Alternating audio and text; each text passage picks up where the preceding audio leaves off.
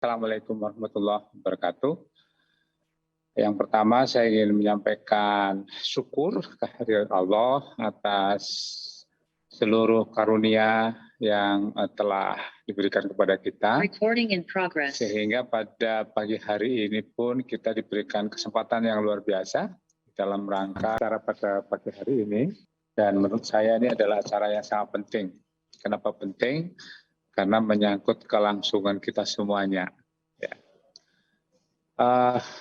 Yang saya hormati teman-teman guru, peran Bapak dan Ibu semuanya itu menjadi salah satu hal yang penting di dalam memutus rantai penularan COVID. Dan kenapa saya katakan menjadi pemutus? Karena Bapak dan Ibu bisa memberikan kontribusi, satu dari sisi edukasi, kemudian yang kedua dari sisi bagaimana supaya kebiasaan-kebiasaan yang sudah kita tekankan hari ini, terutama terkait dengan prokes, itu bisa dilakukan dengan sebaik-baiknya. Karena sampai sekarang, fakta di lapangan adalah satu, obat belum ada. Sekalipun kita sudah ada vaksinasi, itu mengurangi dampak medisnya. Kemudian yang kedua, Omikron itu, atau sekarang yang lagi, mudah-mudahan tidak ada varian yang baru lagi, penularannya sangat cepat. Sekalipun dampaknya lebih kecil. Ketiga, saya melihat salah satu hal yang sangat kritikal di dalam COVID kita kali ini adalah, kalau saya lihat data nih ya, Bapak dan Ibu, yang mengalami fatality atau akhirnya meninggal di rumah sakit itu adalah usia-usia yang senior plus komorbid. Ya, ada jantung, ada diabetes, ada hipertensi dan sebagainya. Dan ketika usianya sudah di atas 60 misalnya, itu tingkat risikonya sangat tinggi kalau istilah kedokteran. Tingkat risiko itu artinya tingkat kematian terhadap kematian itu menjadi sangat tinggi. Nah, oleh karena itu ini menjadi penting. Nah, masalahnya penularannya itu bisa terjadi dari anak-anak kita. Kalau anak-anak itu terjangkit, bisa menulari orang tuanya, bisa menulari kakeknya atau neneknya dan seterusnya, dan siapapun. Nah, jadi kalau pada hari ini kita berbicara soal Omikron, khususnya kepada Bapak dan Ibu guru, ini menjadi sangat-sangat penting sekali supaya bisa mentransfer apa yang terkait dengan Omikron ini, dengan COVID ini, kemudian mentransfer pengetahuannya maksud saya, kemudian yang kedua bagaimana mencegah supaya ini tidak terjadi. Kebiasaan-kebiasaan yang sudah kita lakukan bersama ini, termasuk diantaranya cuci tangan dan sebagainya itu adalah bagian yang sebenarnya dari dulu kita juga sudah diajarkan. Seingat saya dulu waktu kecil pun ketika pulang ke rumah yang dilakukan pertama harus cuci tangan. Mau makan kita harus cuci tangan. Ya.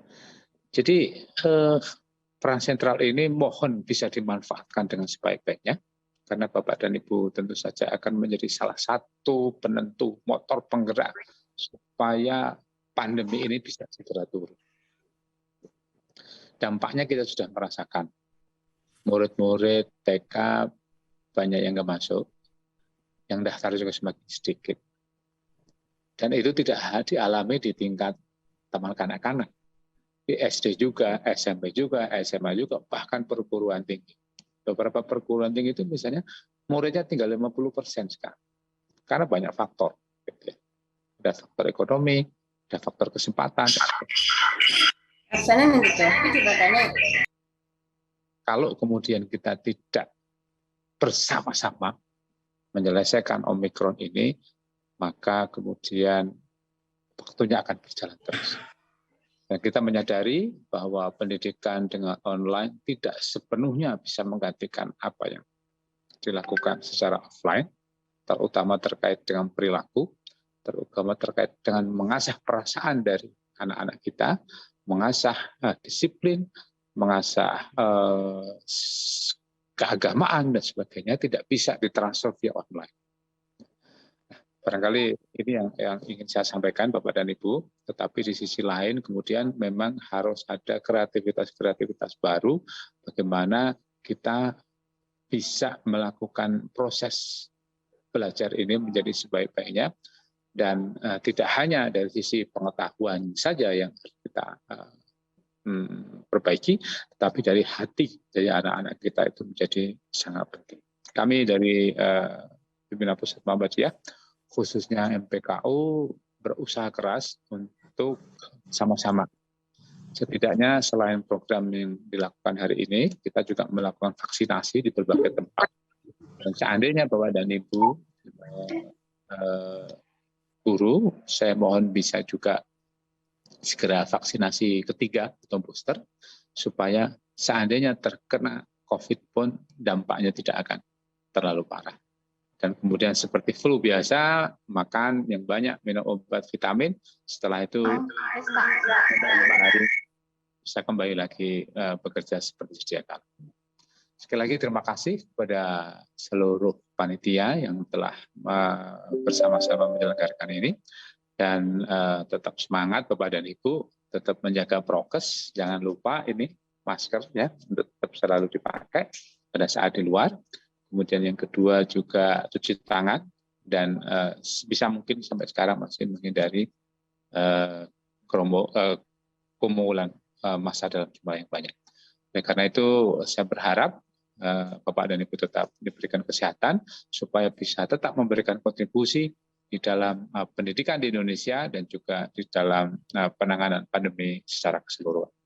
Sekali lagi terima kasih, tetap semangat Bapak dan Ibu. Assalamualaikum warahmatullahi wabarakatuh. Waalaikumsalam warahmatullahi wabarakatuh. Terima kasih Pak Agus Samsudin atas sambutannya. Jadi silakan disimak materinya, disiapkan materi-materi yang terbaik, pertanyaan-pertanyaan yang nanti akan disampaikan kepada 3 narasumber kita. Nah, narasumber kita ada siapa aja sih? Ini sudah hadir semua ternyata. Ada Bu Emma, ada Pak Rizky, dan juga ada Pak Mahendra Setioatmaja. Jadi 3 pembicara ini akan membicarakan dari banyak sudut pandang. Pertama, saya mau nyapa dulu deh ke Bu Emma. Bu Emma, apa kabar Bu Emma? Bu Emma nih di antara pantai dan tebing-tebing ya Bu Emma ya. Udah jalan-jalan aja nih, jalan-jalan virtual. Bu Emma, apa kabar Bu Emma? Baik, alhamdulillah. Alhamdulillah, Bu Emma, terima kasih ya sudah menyempatkan hadir. Nah, kita akan ke pembicara kedua dulu nih, Bu Emma.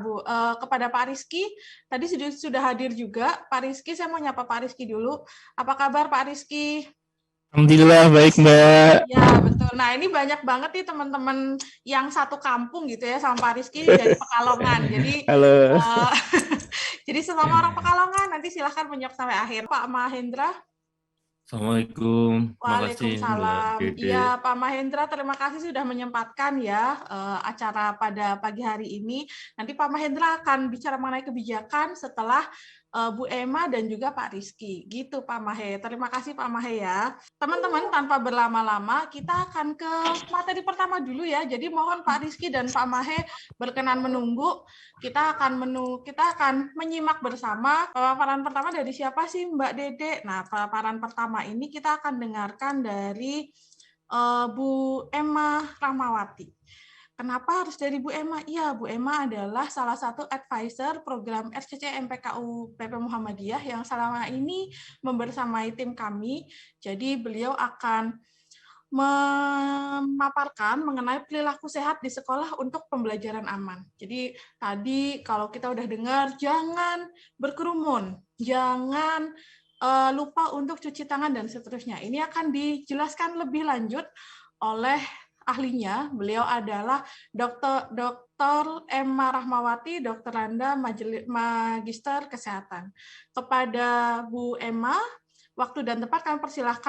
Kita sampaikan juga ya salawat dan salam kita kepada Nabi kita, Nabi Muhammad SAW, beserta keluarganya, sahabat-sahabatnya, dan insya Allah kita termasuk yang mendapat syafaat dari Rasulullah SAW. Baik Bapak Ibu sekalian, izinkan saya mungkin perkenalan dulu ya. Tadi perkenalannya baru sedikit ya. Jadi saya sendiri untuk sekolah ini seberapa dekat sih ya? Saya pernah juga sebelum masuk ke dalam dunia kesehatan, dunia Muhammadiyah ini ya, dunia kesehatan, juga dunia pendidikan. Di awal-awal saya ngajar juga di FKIP ya, Fakultas Tadris Matematika. Ya, sempat juga jadi guru-guru dosen untuk guru-guru PGSD, ya, PGSD. Kemudian cukup lama lah ketika saya masih, karena saya latar belakangnya S1-nya matematika. Nah, jadi seperti itu di FKIP.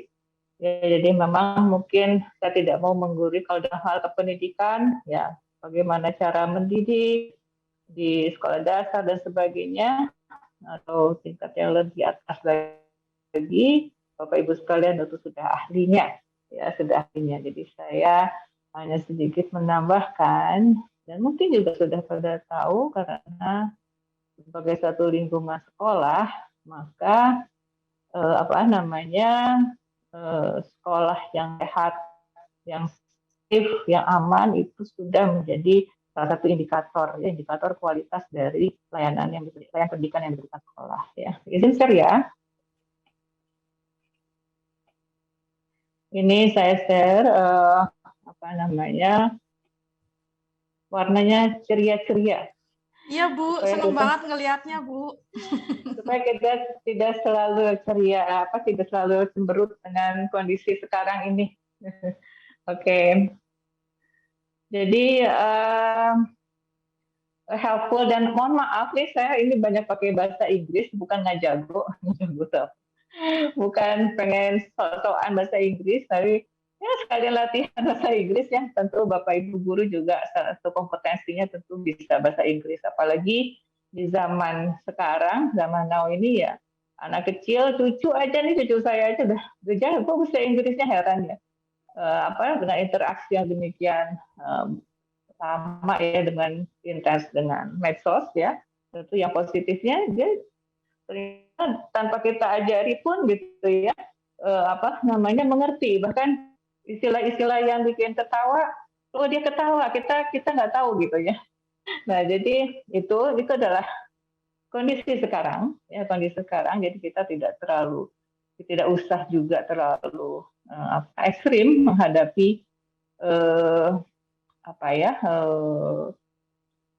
bukan kecanduan, tetapi kalau kecanduan sifatnya udah negatif, udah ekstrim, tapi kesukaan.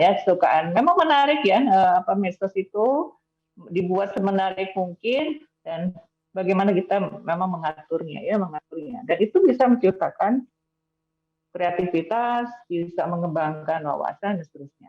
Oke. Jadi helpful and safe school environment. Jadi lingkungan. Ya, jadi intinya ya memang kalau di sekolah ya berarti kita melindungi siapa saja, students ya, murid, staff di sini ya tentu secara keseluruhan. Ya, staff itu ya guru, ya karyawan, ya admin ya, atau siapapun yang ada di situ di sekolah, dan juga sekolahnya itu sendiri. Nah, apa alasannya? Ya, alasannya, nah, masyarakat tentu mengenal bahwa sekolah dong yang tanggung jawab gitu ya. Sekolah yang tanggung jawab untuk memberikan ya lingkungan yang sehat dan aman, sehingga dia dapat mengoptimalkan peluang untuk belajar dan tumbuh dan belajar dan tumbuh sama level ya. Karena bukan apa-apa, memang anak-anak di bawah tentunya pendidikan ibu bapak semuanya adalah masa-masa belajar, masa-masa pertumbuhan yang tidak akan terulang. Kalau pertumbuhan memang ada batasnya ya, tapi kalau belajar memang tidak ada batasnya. Ya, baik, saya lanjutkan ya. Jadi alasannya memang gitu ya. Jadi mohon maaf sekali lagi atas masalah teknis ini. Baik, berikutnya adalah jadi seperti dari data ya, jumlah siswa SD ini banyak ya, 21,21 juta. Jadi nah, dari sekian banyak ini dari swasta, ini mungkin kebanyakan swasta ya, sekitar 3,63 juta, dan ini tentu bukan angka yang sedikit, ya, dan sedikit yang jadi amanah kita semuanya. Kemudian juga untuk yang SMP ada sekian, untuk SMP yang dari negeri dan swastanya. Itu masalah itu SMP. Nah, sekarang kita juga menghadapi bahwa ada tentu perubahan-perubahan atau kondisi-kondisi eksternal yang sifatnya sangat dinamis. Ya, apalagi yang terjadi sekarang tidak ada yang membayangkan sedikit pun, ya kan, akan terjadi pandemi dalam waktu yang lama, ya, dan ini sebenarnya bukan waktu yang lama juga, relatif banget ya lama itu ya. Lama itu, jadi bagaimana kita menyikapinya, karena bisa jadi meskipun waktunya pendek, tapi kemudian sangat parah, itu bisa jadi terasa sangat lama, ya kan? Tapi bisa jadi sekarang menuju ke arah yang makin baik, meskipun gelombang ketiga ini, pada gelombang ketiga ini sebenarnya masih tinggi ya, angka kematian masih seputar angka 300 ya, kemudian, nah ini jadi jangan juga kita lengah ya, lengah. Nah, lengah ini adalah salah satu titik-titik lengah ya, terutama dalam keluarga, pada pertemuan dengan di sekolah, itu salah satu, atau pertemuan-pertemuan yang sifatnya kelihatannya santai. Nah, ini bisa jadi menjadi pemicu penularan. Nah, jadi Bapak Ibu sekalian tetap harus rajin mengingatkan ya. Saya termasuk yang lengah, ya, mengakui termasuk yang lengah karena itu tadi tertular dari anak saya, kemudian jadi anak ada berapa? Ada anak satu tertular yang positif, mantu ada 3 positif, 1 hamil tertular, cucu 3 ya tertular, suami tertular ya. Jadi itu dari pertemuan keluarga ya, pertemuan keluarga. Nah, jadi titik-titik lengah itu yang harus kita sampaikan ya kepada anak-anak kita juga, siapapun ya, Bapak Ibu guru, ini bisa lebih intensif. Nah, kemudian perubahan emosional, ya tentunya sekarang ini sangat-sangat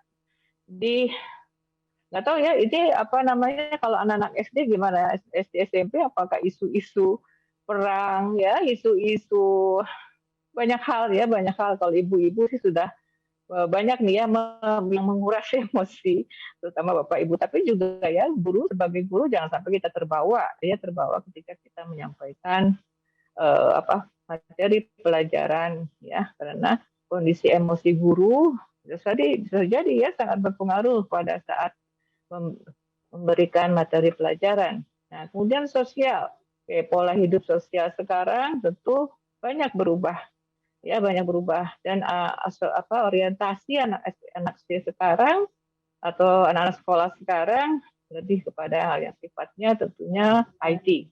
Nah, di sini tentunya kita tidak semuanya, tetapi itu hal yang memang kita harus jalani, dan di sini perlu kreativitas, bagaimana sebenarnya kita juga senang, sebenarnya anak-anak juga masih senang dengan permainan-permainan yang sifatnya secara langsung dan sebagainya. Itu mungkin Bapak Ibu sekalian yang sudah tampil rasanya untuk membuat suasana ya tidak melulu berdasarkan IT ya.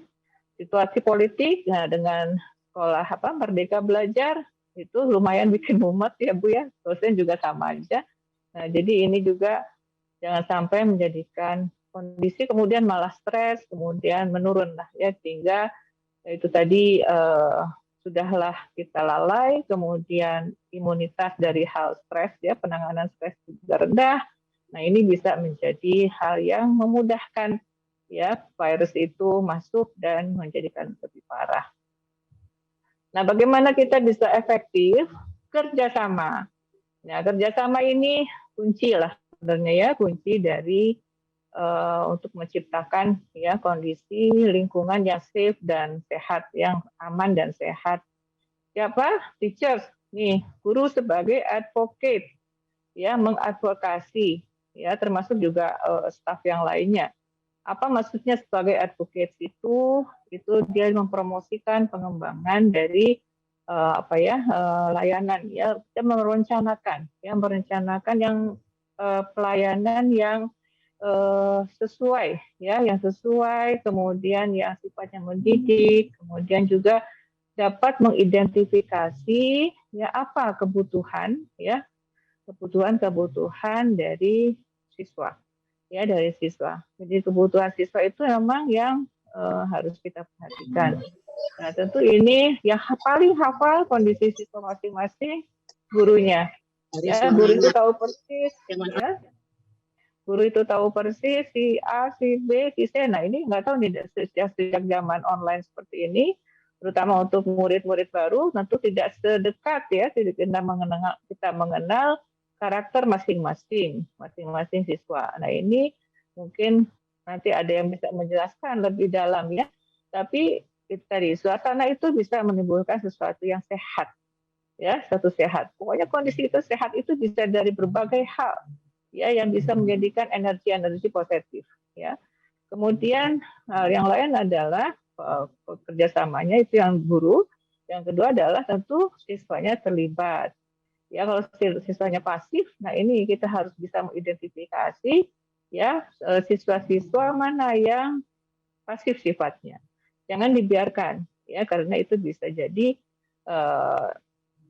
pertama memang itu tanggung jawab kita, ya, tanggung jawab kita dengan berbagai variasi, tidak semua juga aktif, ya, tapi kita mengenal bagaimana kita mempush, ya, dia punya potensi berapa sih, ya sudah, ya, seperti itu gitu. Tapi juga jangan kita push melebihi, ya, kadang-kadang sekarang dengan tugas yang berbagai setumpuk dan sebagainya, ya sempat tuh yang anak ibu yang SMA itu mengeluh ya dengan ini gimana sih bikin tugas, bikin video. Udah tahu video itu susah makanya nggak gitu. Jadi hal-hal yang istilahnya apa namanya jangan sampai kita kemudian kita melibatkan siswa, tetapi kemudian menjadikan stres ya. Meskipun ya namanya tugas ya tetap tetap ada sebagai bahan tambahan penilaian, tapi kita harus melihat juga secara keseluruhan. Kemudian parent and community involvement. Jadi orang tua dan masyarakat ya terlibatannya tentu diharapkan tentu melalui saya kira nggak tahu apa namanya ya orang tua siswa ruang komunikasinya ya harus ada tentunya komunikasi yang intens ya. Saya yakin Bapak Ibu juga semua melakukan ya yang rutin dilakukan untuk di masing-masing sekolah. 7 physical condition, jadi ukuran kondisi fisik ya sekolah, yaitu juga mempengaruhi ya ruangannya. Saya kira standar kan sudah ada ya standar untuk jumlah siswa. Nah kalau untuk metode daring ya tentunya ukuran ini menjadi hilang batasnya. Karena bisa mencapai ratusan, bisa mencapai melalui Zoom saja sudah bisa berapa sih. Nah, tapi tetap sebagai suatu kelas ya sama waktu perkuliahan juga tetap kita mengambil per kelas itu dengan standar tertentu. Kemudian pencahayaan dan ini meskipun ini ya pencahayaan ini tentunya untuk anak-anak juga dan ini meningkat ya penyakit mata di zaman pandemi ini. Jadi ada rumusnya kalau misalnya setelah kita kontak dengan layar monitor berapa menit, 7 menit, kemudian kita harus melemparkan pandangan dialihkan ya dari layar sehingga paparan dari bisa gadget bisa ini tidak merusak kondisi siswa maupun guru atau dosen guru khususnya.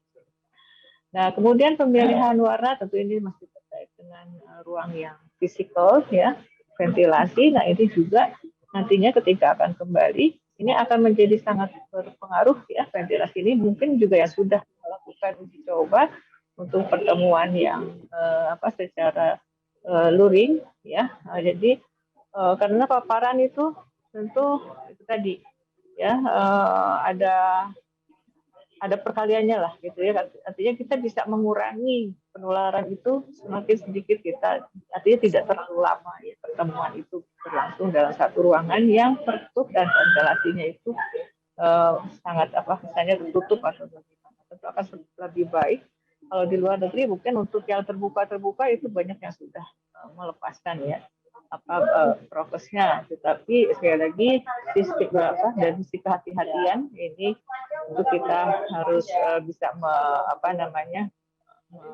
tetap patuh ya tetap. Kemudian yang berikutnya adalah noise ya, suara kayak tadi mungkin ya, atau tadi Ibu juga kan pasti mengganggu lah ya, mengganggu suara-suara ini memang dialami dalam berbagai hal sekolah secara daring ini ya, tentu lumayan mengganggu, tapi biasanya anak-anak sekarang itu jauh lebih disiplin. Nah, sanitasi. Nah, di sini sanitasi sekali lagi ini yang menjadi kunci dari penyakit yang tidak menular.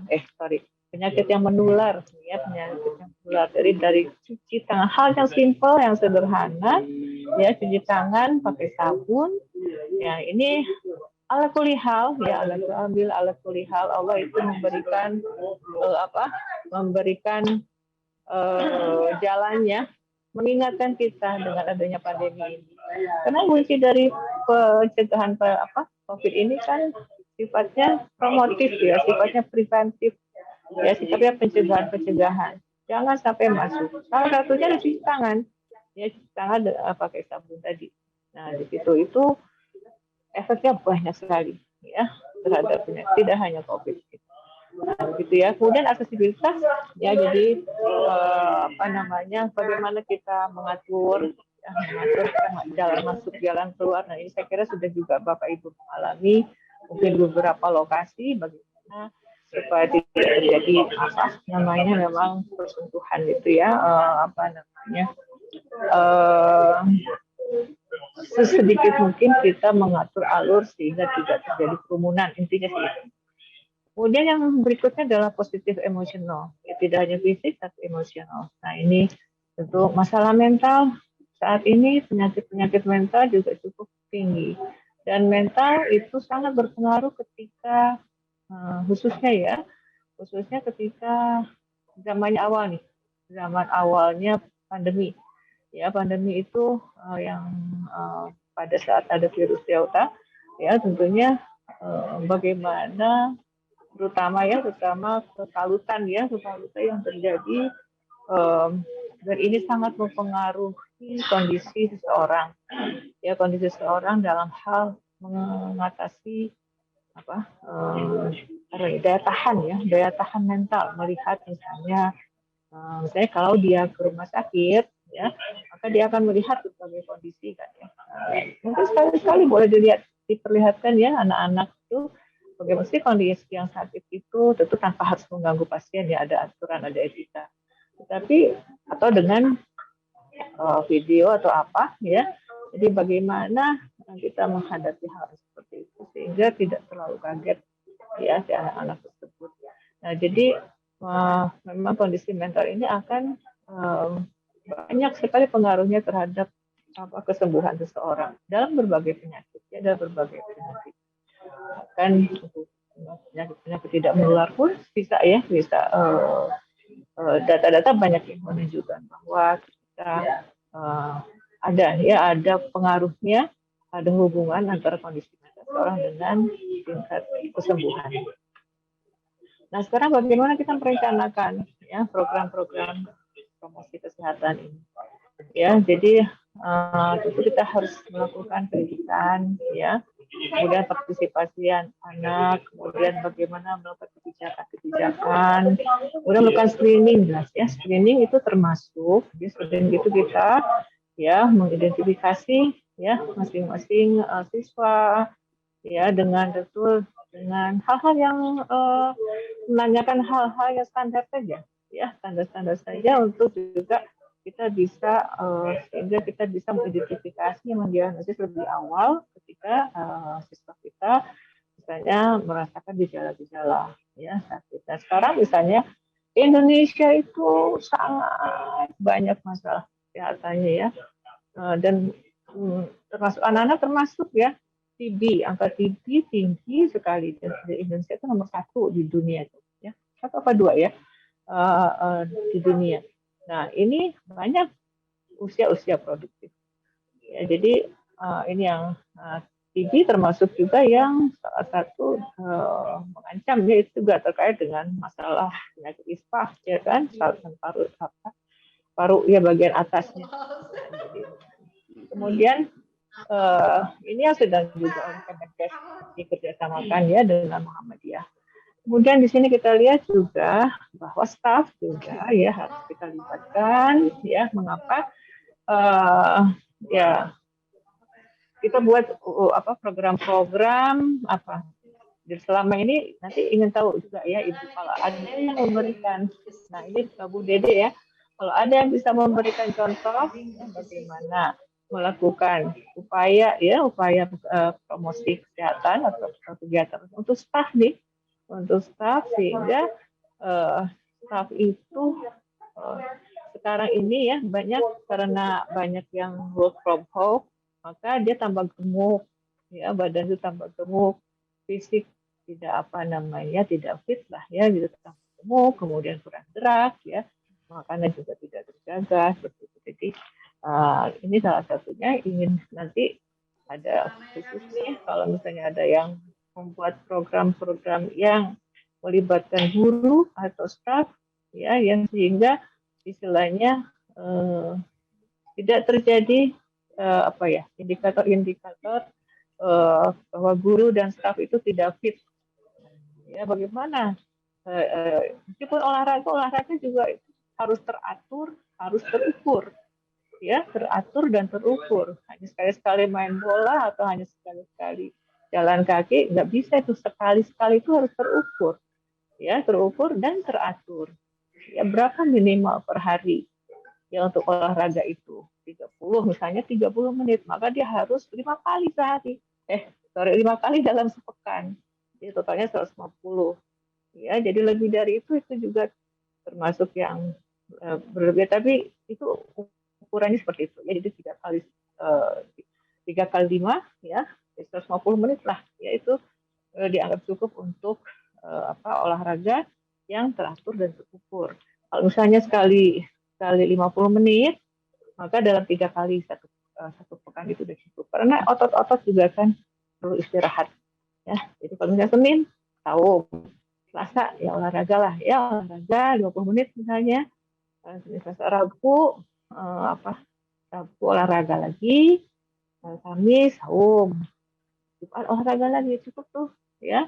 Kalau misalnya 50 menit 3 hari. Tapi kalau ditambahkan ya 30 menit tambah dengan Sabtu Ahad. Ya Bapak Ibu sekalian. Nah, jadi di sini kita lihat bahwa yang penting adalah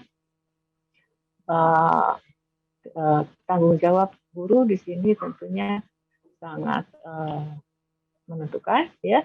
Dan juga jangan lupa, tapi ini belum sih ya, belum balik ke suasana normal. Karena juga transportasi juga istilahnya kita harus perhatikan, karena kalau pakai Gojek atau pakai Grab dan sebagainya ya, kemudian atau pakai angkutan umum ya, tentu tetaplah kita memberikan aturan-aturan dan kita dapat informasi, karena ketika dia sampai di sekolah atau sampai dia di rumah, maka tentu ada prokes yang harus dia terapkan. Ya. Kemudian safe playground, ya tempat mainnya tentunya pada masa pandemi ini masih berbagai pengetatan ya, karena belum juga bebas sebebas-bebasnya. Meskipun kadang-kadang gitulah anak-anak ya kalau main bola ya udah bebas, sama anak-anak ibu juga begitu. Main basket, aduh ini, jadi serasa dia merasa sehat ya, jadi tapi hati-hati juga, jadi tetap kita ingatkan. Nah, kemudian yang berikutnya adalah disaster emergency preparedness. Nah, ini yang sebenarnya Muhammadiyah itu topnya nih ya, topnya di dalam salah satu lembaga swasta yang bagus di dalam manajemen untuk jika ada musibah. dan hal-hal yang sifatnya emergensi. Nah ini kira MDMC, multi MCCC, ya itu sudah sangat terkenal ya di seluruh Indonesia dan dunia juga.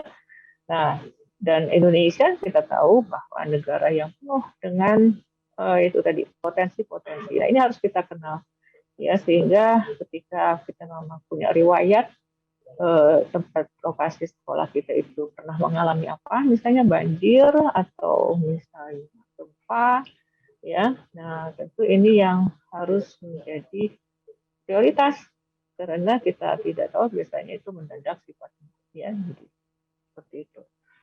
Oke, lanjut. Kalau sebentar lagi ya. Ya. Nah, kalau misalnya ada kecelakaan, tentu harus dilaporkan. Jangan diumpetin. Jadi takut misalnya ya, takut nanti ada berita, jangan. Ya harus dilaporkan.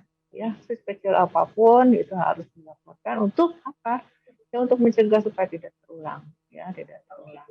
Kemudian kita harus juga bisa mengidentifikasi ya atau mengoreksi potensi-potensi mana yang sumber-sumber bisa mencelakakan.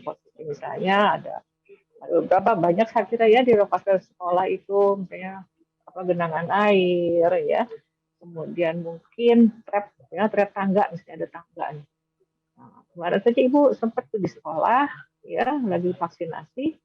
Nah biasa ya karena buru-buru ya trapnya itu nggak terlalu tinggi sehingga apalagi kalau udah pakai handphone ya sambil jalan lihat tangga udah itu terjatuh terpleset. Nah itu kan bahaya ya. Kemudian berikutnya adalah kita melakukan supervisi dan beberapa prosedur safety di classroom. Nah mudah-mudahan sudah ada di setiap kelas nih ya aturan. Siapa coba nanti ada bonusnya lagi nih, boleh dicatat nih. Siapa kelas yang ada di kelasnya itu berupa prosedur safety, ya prosedur keselamatan, ditempel seperti itu, ya ditempel. Nah atau apa bentuk kebijakannya misalnya yang sudah dibuat oleh Bapak Ibu sekalian. Karena itu ada. Kalau kita nonton bioskop mungkin ya atau kita kemana ya, kalau ada acara yang di ruang tertutup kan selalu ada tuh ya. Jika kalau dalam keadaan bahaya, sama gedung-gedung juga, apalagi sekolahnya bertingkat misalnya ya. Mungkin kalau yang satu lantai masih, kalau itu tinggal lari aja ya. Jadi kalau untuk bertingkat, ya atau misalnya gedungnya itu baik, ber-AC dan sebagainya, bagaimana kalau ada kebakaran, bagaimana, nah itu tentu harus ada tuh. Ya harus ada untuk safety induction namanya, ya safety induction. Nah begitu. Nah kadang-kadang itu hal-hal yang sifatnya kayak gitu aja kalau dipikirin gitu ya. Itu kadang-kadang menjadi abai gitu. Itu termasuk abai. Ya, lalai. Nah, dari kelalaian itu yang biasanya tuh kan digelangin. Nah, seperti itu. Kalau udah bisa dia saling menyalahkan itu udah benar-benar. Silahkan nanti jangan mengulang kembali dan mencoba seoptimal mungkin. Nah, kemudian juga lagi banyak penyakit yang tidak hanya COVID saja. Ya, HIV, hepatitis. Nah, ini juga bisa menular.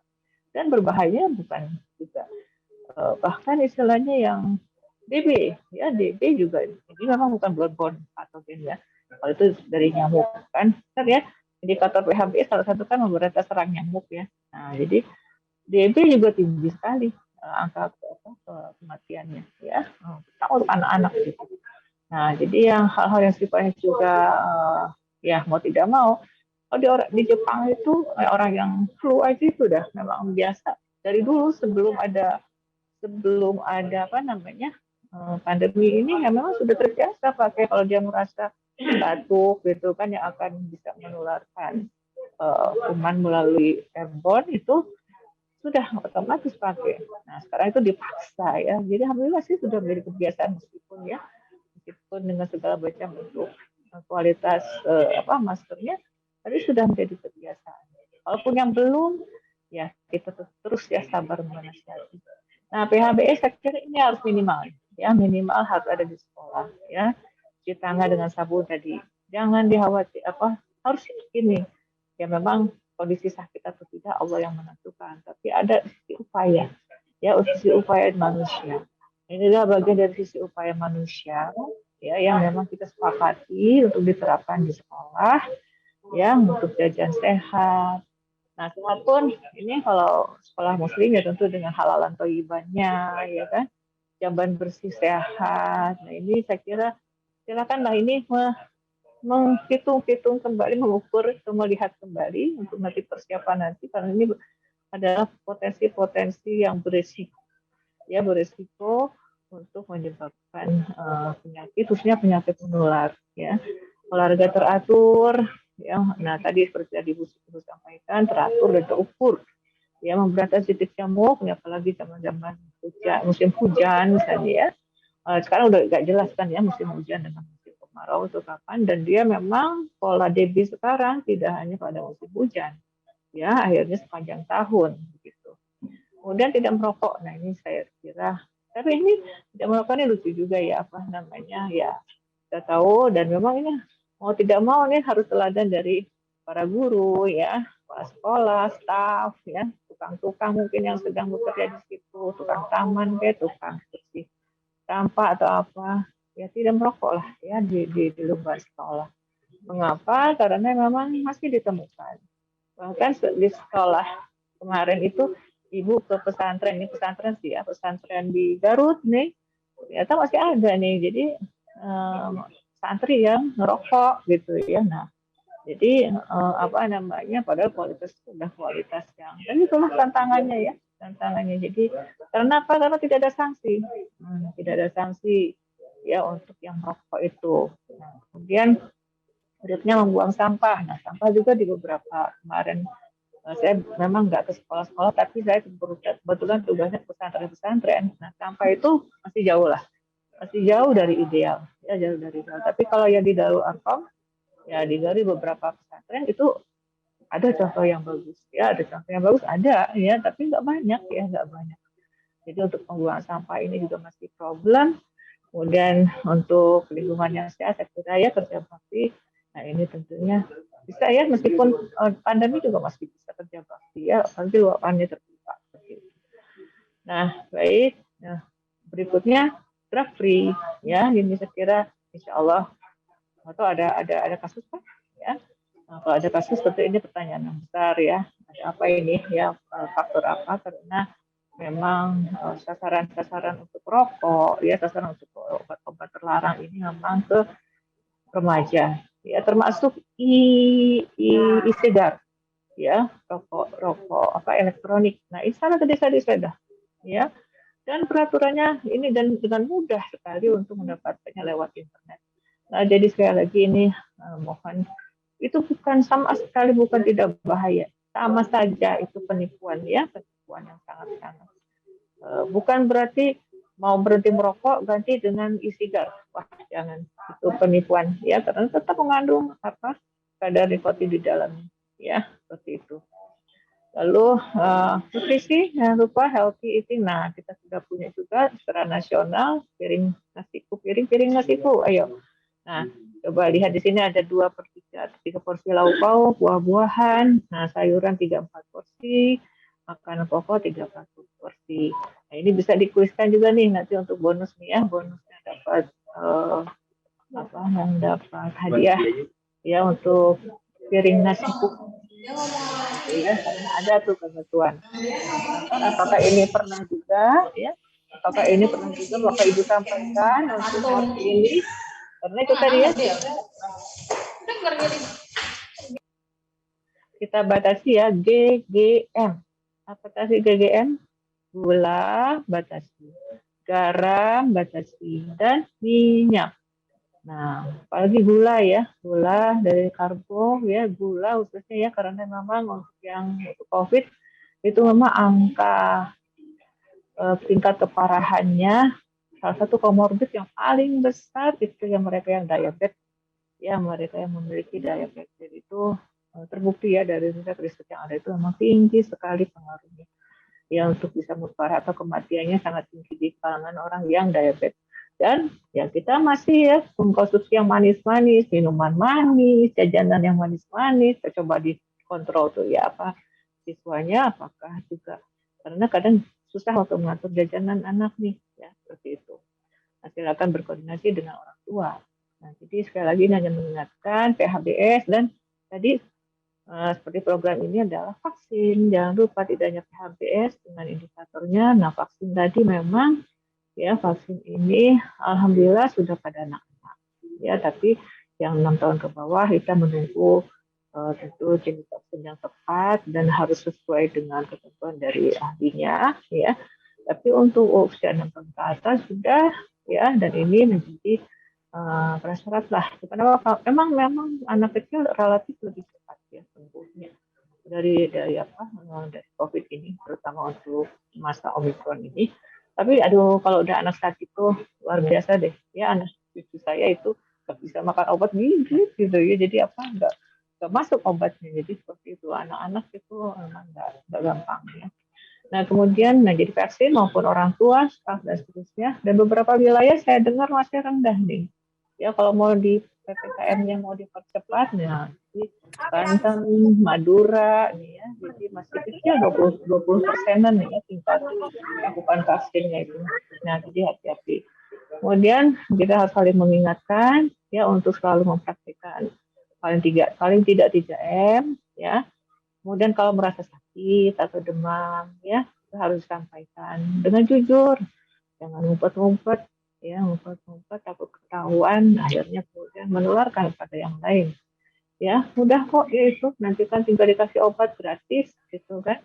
Dan juga jangan kemudian kita kalau ada yang sakit atau ada yang dari luar negeri, atau apa dari luar kota, kemudian kita saling menyalahkan dan sebagainya. Jadi supportive kader, ya. Kemudian sekali lagi ya, tidak menjadikan ini sebagai suatu candaan. Ya, tidak menjadi suatu candaan. Apalagi kita berbohong, misalnya, gitu aja takut. Aku enggak kok, saya cuma demamnya cuma dikit-dikit aja. Nah, kita berbohong sih terus sifat candaan nih. Ada nih hadisnya ya. Seorang hamba tidak beriman dengan sempurna sehingga ia meninggalkan berkata bohong saat bercanda dan meninggalkan debat walau ia benar. Banyak nih perdebatan selama COVID ini kan. Nah, jadi mohon sekali lagi tinggalkanlah perdebatan, tapi kita tetap patuh gitu ya untuk mencegah diri sendiri maupun yang lain. Oke, saya kira terima kasih, tetap sehat ya. Nah, ini beberapa. Nah, silakan nih buat gambar-gambar dari siswa ya, lucu-lucu sebenarnya gambar-gambar untuk tetap menyatakan tetap sehat ini ya, menggunakan masker, kemudian etika batuk ya, cuci tangan dan seterusnya. Saya kira itu. Terima kasih Bu Mbak Dede. Ya, terima kasih banyak Bu Emma.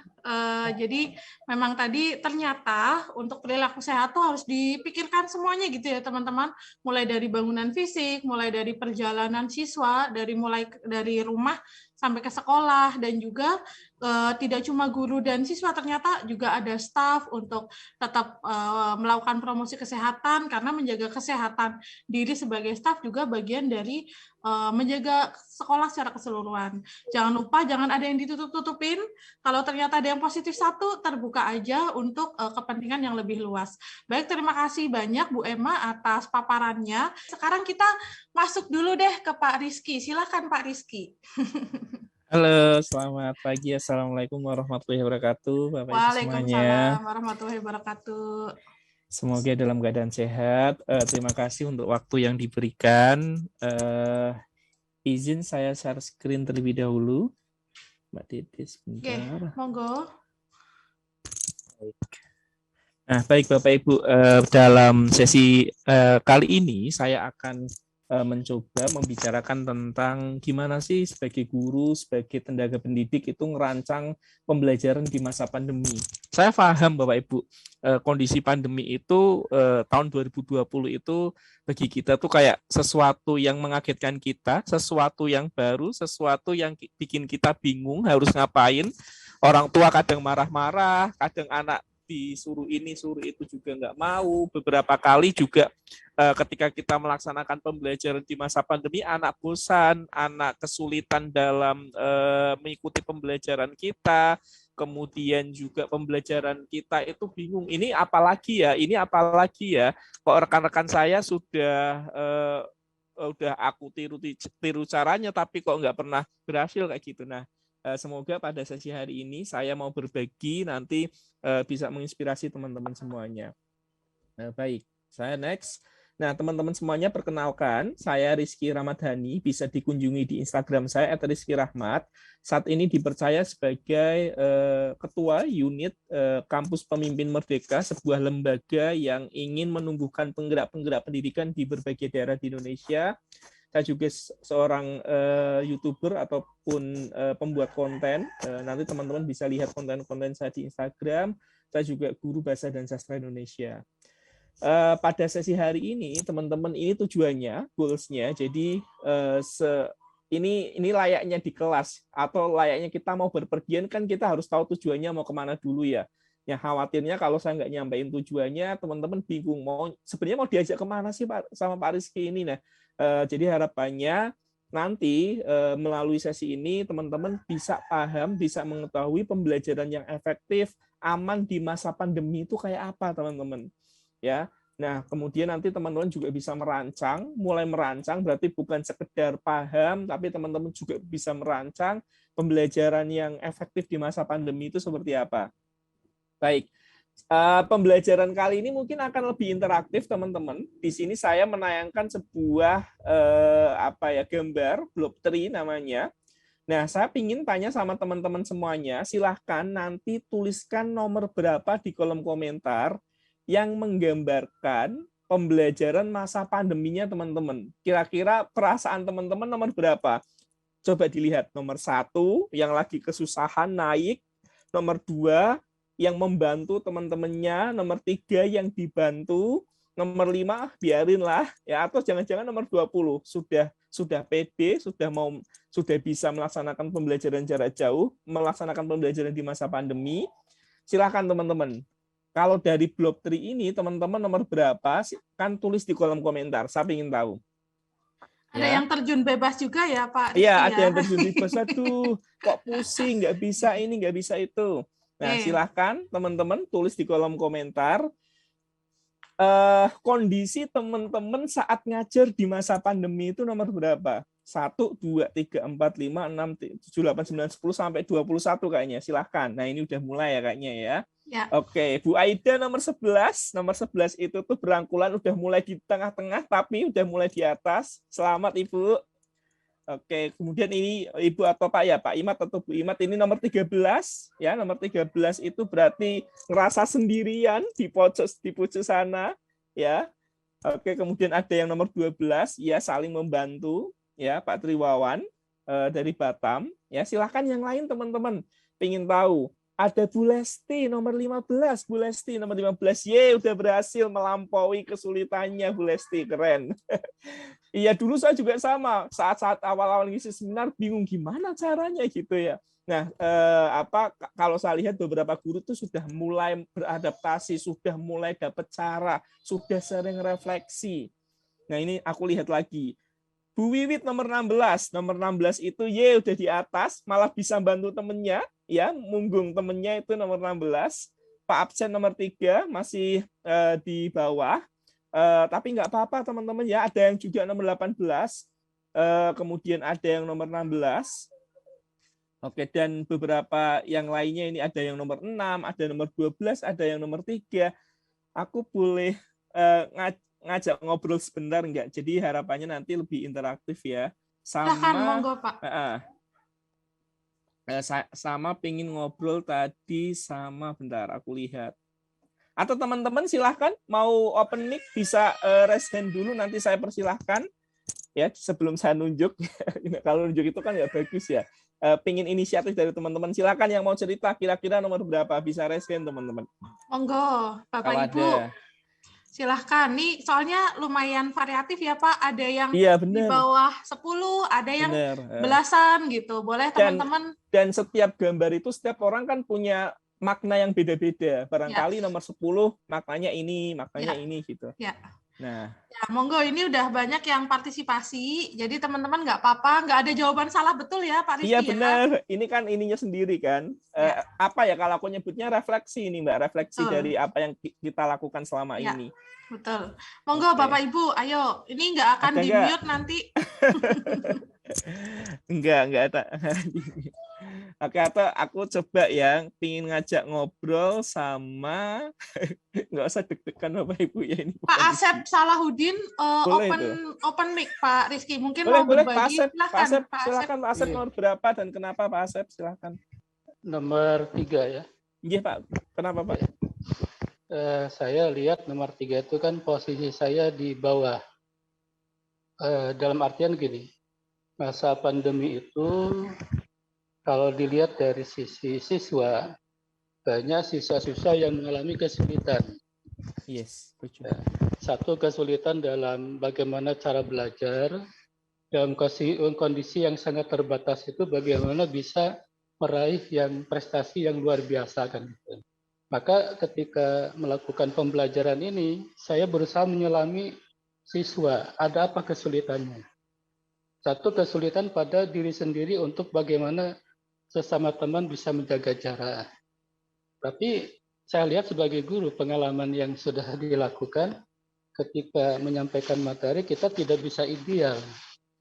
Karena dalam masa pandemi seperti ini, maka saya bagaimana membantu siswa untuk meraih materi itu, walaupun dalam waktu yang sangat terbatas dan kondisi yang sangat terbatas juga. Maka posisi saya adalah membantu siswa sebagai fasilitator lah.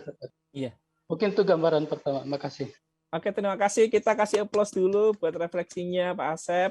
Karena teman-teman boleh pakai icon ya teman-teman ya, ngasih applause kepada Pak Asep. Jadi kalau aku lihat tadi berarti ini digambarkan, divisualkan seorang siswa yang perlu dibantu dengan kondisi yang susah. Kita sebagai guru, sebagai fasilitator, tugasnya kita ini membantu siswa untuk bisa mencapai kompetensinya. Keren Pak Asep. Monggo yang lain ada lagi nggak yang mau share? Boleh open mic. Kalau tidak ada, saya lanjutkan ke slide berikutnya ya. Oke, belum ada. Terima kasih sekali lagi buat rekan-rekan yang sudah menuliskan. Senang banget melihat insight-nya. Ada yang nomor 10, ada yang nomor 9, dan berbagai nomor yang lainnya. Dan memang yang namanya pandemi itu kan juga ini kondisi baru, kita perlu adaptasi juga seperti itu. Terima kasih teman-teman. Nah, saya mau cerita teman-teman tentang dua guru yang sering saya temui ketika saya mendampingi lembaga saya, Kampus Pemimpin Merdeka. Ini ada dua guru, ada studi kasus dulu. Nanti silahkan dari studi kasus ini kita akan diskusi bareng-bareng teman-teman dari dua guru tersebut. Nah, saya share dulu. Yang pertama namanya Guru Astuti. Ini saya ngarang ya teman-teman. Kalau di sini ada nama Bu Astuti, mohon maaf teman-teman. Ya, jadi ada guru namanya Guru Astuti. Kalau aku nyebutnya Guru Astuti itu guru kekinian, guru kece, guru canggih, teman-teman. Guru yang selalu mengikuti perkembangan zaman, guru yang nggak mau ketinggalan zaman, teman-teman. Teknologinya canggih, aplikasinya selalu up to date. Ini Guru Astuti. Nah, saat adanya pandemi, teman-teman, Guru Astuti itu awalnya nggak ngerasa kebingungan karena dia ngerasa ya aku udah guru canggih, guru update, jadi dia tinggal langsung adaptasi aja gitu. Jadi ketika awal ada pandemi, yang dilakukan Guru Astuti adalah menggunakan aplikasi-aplikasi yang update, yang mungkin sering digunakan guru yang lainnya yang canggih. Ya, salah satunya yang digunakan Guru Astuti ada LMS, Learning Management System. Nah, kemudian dia nyoba pakai LMS.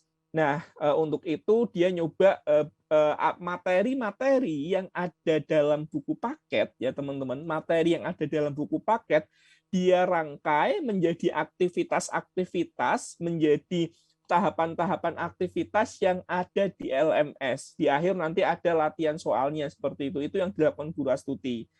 Nah, dengan cara itu, Guru Astuti berharap semua materi yang diajarkan bisa cepat selesai. Harapannya Guru Astuti itu. Jadi pakai LMS, semua masukkan LMS, aktivitasnya semuanya ada materi di situ dimasukkan.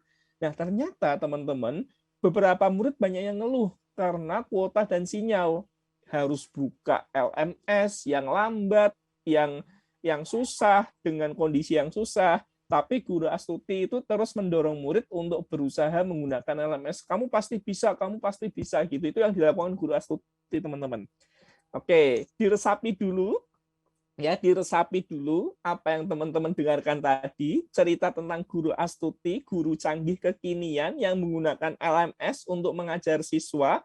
ya, memindahkan apa yang ada di buku paket itu ke dalam LMS menjadi beberapa aktivitas yang akhirnya ada latihan soal, dan harapannya dengan itu Guru Astuti mengharapkan semua materi yang harus dipelajari siswa di setiap semesternya bisa dipelajari. Itu Guru Astuti, teman-teman. Ya, resapi dulu apakah dari teman-teman melakukan apa yang Guru Astuti lakukan. Diresapi dulu. Oke. Saya akan cerita tentang guru yang kedua. Sebentar. Oke, teman-teman semuanya, ini di depan rumah saya ada kereta. Sebentar. Jadi guru kedua, rekan-rekan semuanya, ini namanya Guru Joko, sama halnya dengan Guru Astuti. Saya jadi ini ngambil dari nama rekan saya, jadi saya masukkan. Jadi mohon maaf kalau ada nama Pak Joko di sini yang saya pakai di sini ya. Jadi guru kedua sama, namanya Pak Joko. Saat pandemi berlangsung, Pak Joko itu guru yang ngerasa bingung. Ini gimana ya? Biasanya aku ngajar tatap muka, aku harus ngajar murid ya, nanti mungkin bisa blended learning, tatap muka, kemudian tatap maya, atau mungkin bisa semuanya online kayak gitu. Yang dilakukan Pak Joko awalnya bingung, teman-teman, bingung dia harus ngapain. Ya, ia harus mulai dari mana, dia bingung, teman-teman semuanya.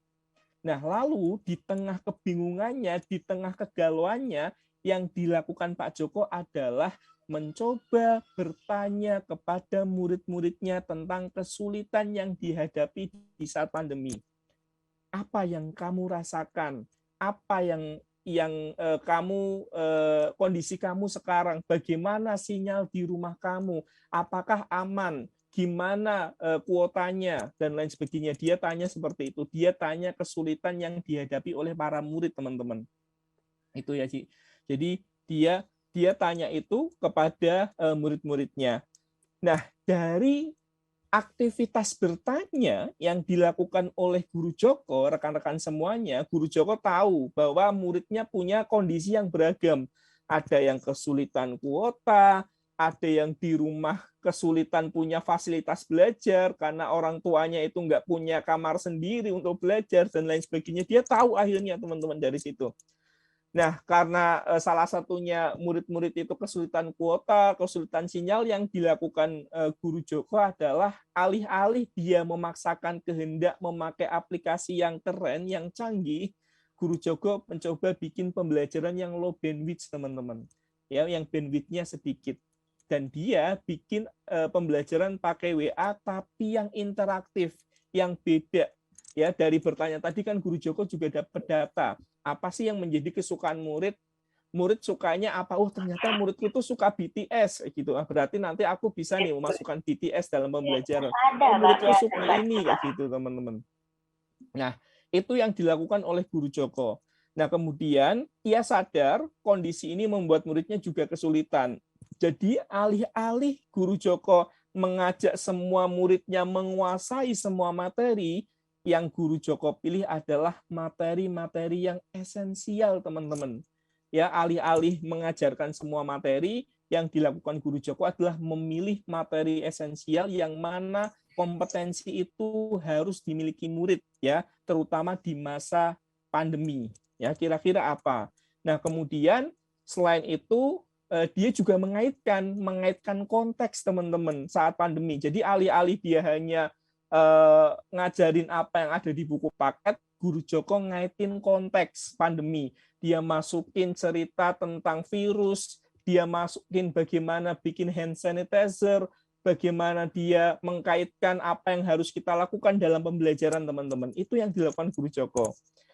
Nah, pertanyaan saya, menurut teman-teman, pembelajaran yang aman, efektif itu dilakukan Guru Astuti atau Guru Joko? Guru A atau Guru B? Silakan tulis di kolom komentar, teman-teman. Ya, Guru A atau Guru B? Silakan tulis di kolom komentar. A atau B? Silakan. Nah, Guru B, Bu Lesti, terima kasih Bu Lesti untuk jawabannya. Bu Farah, Guru B.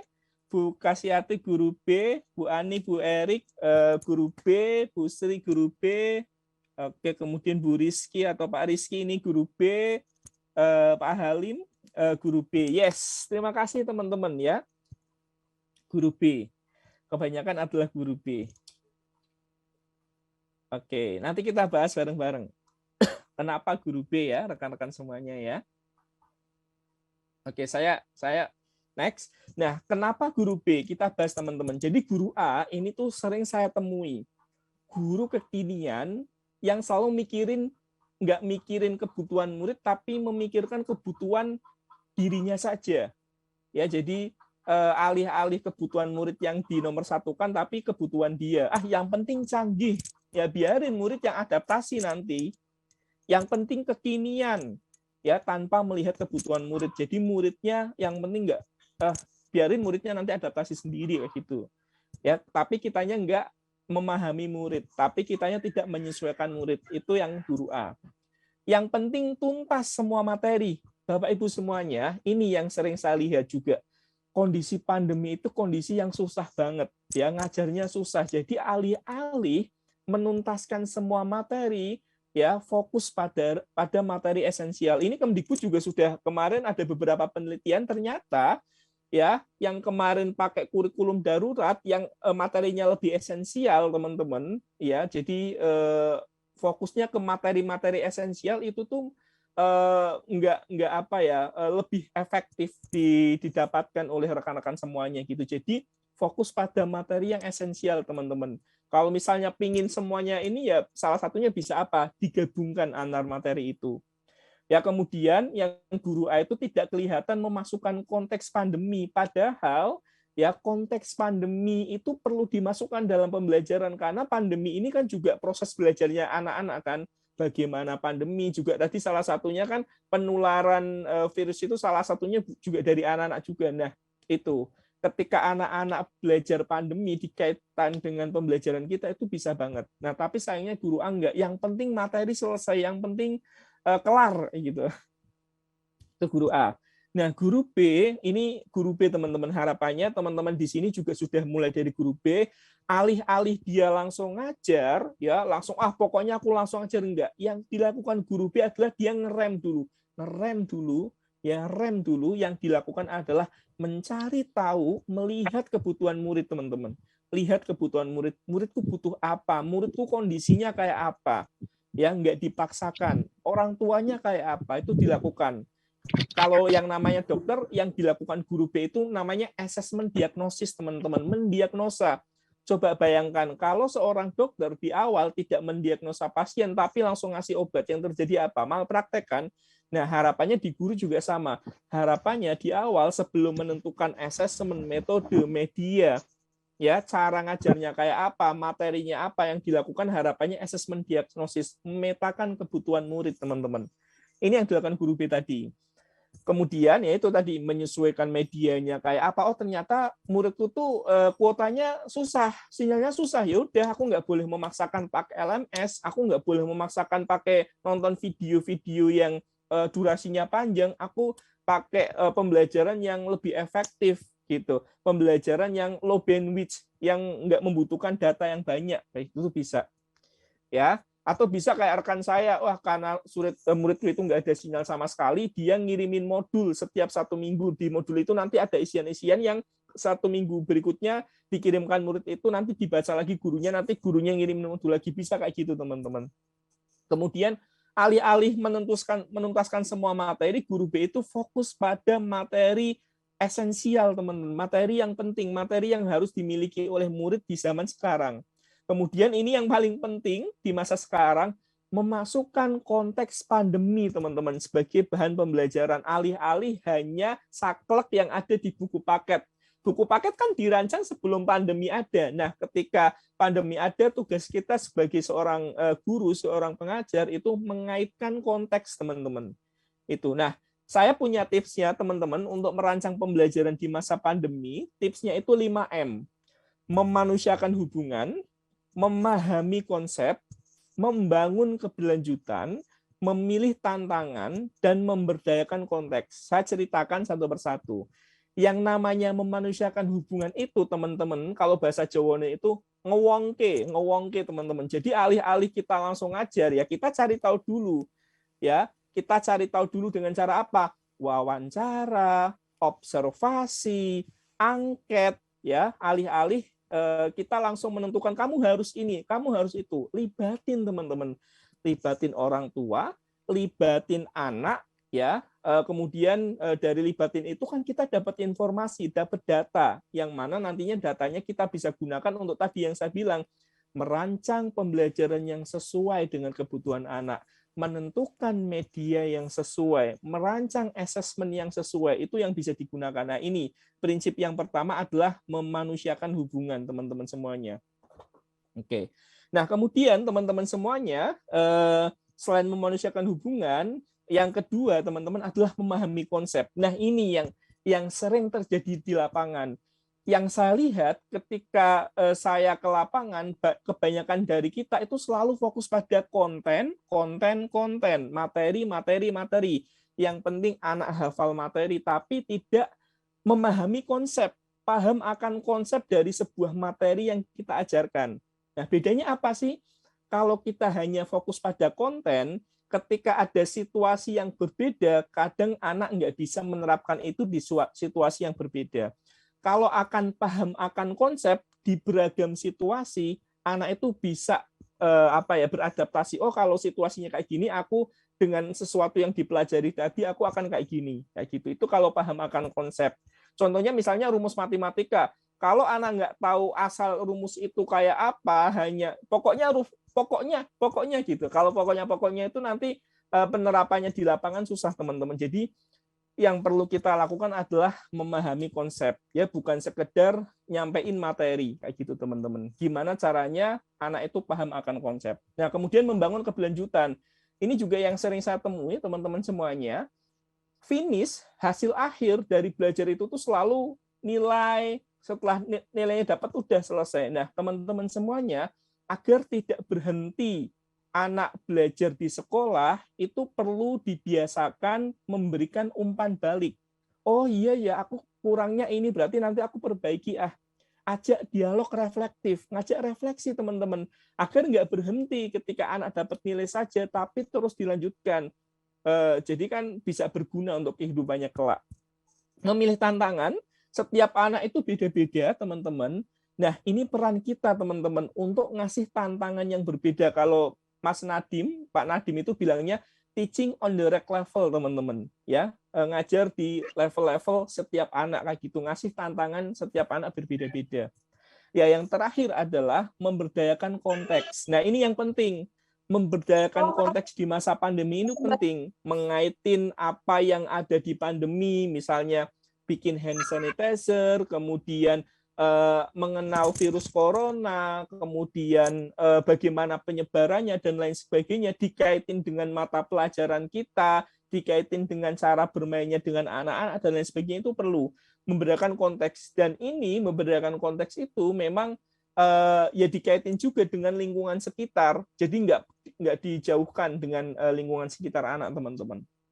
Nah, berikutnya ini ada beberapa contoh. Ini ada rekan saya di sebuah SMKN 1 Kedungmuni, ya, teman-teman. Mungkin orang-orang Pekalongan di sini tahu ya daerah yang namanya Kedungmuni.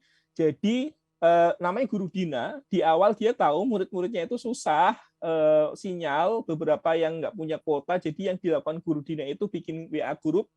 Kemudian dia memberikan konteksnya itu mengaitkan, memasukkan apa yang harusnya siswa tahu tentang virus corona sehingga dia sadar, ya, dia tahu tentang dampaknya dan lain sebagainya, dia masukkan dalam pembelajaran, kemudian dia mengajak social distancing, kemudian yang paling penting adalah Guru Dina selalu memberikan feedback dari apa yang dilakukan oleh murid. Nah, kemudian juga ini ada sama, kalau ini ada salah satu guru itu tuh ngajak siswa untuk bikin project, teman-teman. Jadi projectnya siswa milih sendiri yang ada kaitannya dengan pandemi kayak gitu. Nah, ini kalau yang ini adalah memanusiakan dengan orang tua. Jadi Guru Dina, guru yang dari Surabaya, ini yang dia lakukan adalah sebelum dia bikin RPP, yang dilakukan dia, teman-teman, adalah bertanya dengan orang tuanya, teman-teman. Dia tanya sama orang tuanya, kondisinya gimana, orang tua berangkatnya jam berapa, bisa mendampingin anak belajar kapan, kemudian mengkaitkan pembelajarannya agar anak-anak bisa membantu di rumah, teman-teman, seperti itu. Itu yang dilakukan oleh Guru Dina. Nah, ini beberapa yang lainnya. Ini ada Guru Niken juga, ini cerita-ceritanya hampir sama kayak tadi. Ini ada guru, ini dari SD Muhammadiyah Magelang, Bu Titik Nur Istiqomah juga sama. Ini rekan saya yang menurut saya keren banget ya, yang dilakukan dia. Jadi dia menggunakan beragam media untuk memfasilitasi beragam murid. Ada poster, ada video, ada proyek, ada gambar, ada kuis ya untuk memfasilitasi keberagaman antar murid, personalisasi belajar kalau aku sebut. Seperti itu teman-teman semuanya. Kemudian juga ini tadi cerita saya dari guru Dina Wahyu ya, untuk merancang RPP yang dilakukan nggak langsung merancang, dia mendata kebutuhan dari murid dan orang tuanya seperti itu. Nah, ini pesan saya teman-teman semuanya, jangan sampai di era pandemi ini teknologi mungkin kita paham banyak banget, ada LMS, ada Zoom dan lain sebagainya. Jangan sampai teknologinya kekinian, tapi pembelajarannya ketinggalan zaman. Ketinggalan di zaman itu apa? Nggak melibatkan murid, selalu semuanya dari guru, yang nggak melihat kebutuhan murid dan orang tua, nggak memberdayakan konteks masa pandemi, teman-teman. Jadi itu. Jadi teknologinya kekinian, ya pembelajarannya harus kekinian. Mungkin seperti itu dulu Mbak Dede dari aku. Nanti mungkin kalau ada sesi tanya jawab nanti bisa lebih diperdalam dari pertanyaan-pertanyaan Bapak Ibu guru. Oke, terima kasih Bapak Ibu semuanya. Selamat pagi. Wassalamualaikum warahmatullahi wabarakatuh. Waalaikumsalam warahmatullahi wabarakatuh. Bapak Ibu guru, saya yakin ini udah pasti punya banyak pertanyaan gitu ya mengenai tadi pemaparan Pak Rizky menarik banget. Jadi jangan lupa untuk asesmen, pahami konsepnya. Jadi biar kalau kita paham konsep apapun kondisinya, inti dari materi itu pasti insya Allah bisa tersampaikan. Sama yang terakhir, Pak, Ibu, kita semua jangan lupa untuk mengkontekskan dengan masa pandemi. Karena itu juga salah satu bagian dari penting agar siswa juga belajar gitu. Jadi di saat yang sama dia belajar materi pengetahuan sekolah, di saat yang sama dia juga belajar mengenai lingkungan apa sih yang sedang terjadi saat sekarang gitu ya. Dan bagaimana kemudian siswa juga punya alur logika yang menyenangkan. Terus kemudian sebagai pengajar kayaknya kita juga harus berani untuk melakukan otokritik. Caranya dengan tadi memberikan feedback. Jadi kita kasih jalan untuk setiap siswa untuk memberikan feedback. Siswa pengennya apa sih, apa yang harus dibenahi dan seterusnya. Saya kira menarik ya. Jadi kita ternyata dari ruang belajar pemaparan materi kita juga bisa melakukan interaksi dengan instrumen-instrumen yang sudah ada. Tadi juga sudah ada banyak success story guru-guru yang melakukan ini mulai dari banyak tingkatan. Kayaknya tadi ada yang PAUD, ada yang SD, ada yang sekolah menengah, dan seterusnya. Jadi ini sepertinya bisa diterapkan di banyak tingkatan pembelajaran. Kita akan langsung ke bicara ketiga, karena ternyata nih teman-teman di bagian timur ini sebentar lagi udah duhur kayaknya. Jadi kita akan langsung bergegas aja. Ada Pak Mahendra Setioatmaja yang selama ini mendampingi secara langsung kebijakan-kebijakan mengenai sekolah gitu ya, dan juga kebijakan-kebijakan lain yang terkait dengan pandemi secara umum.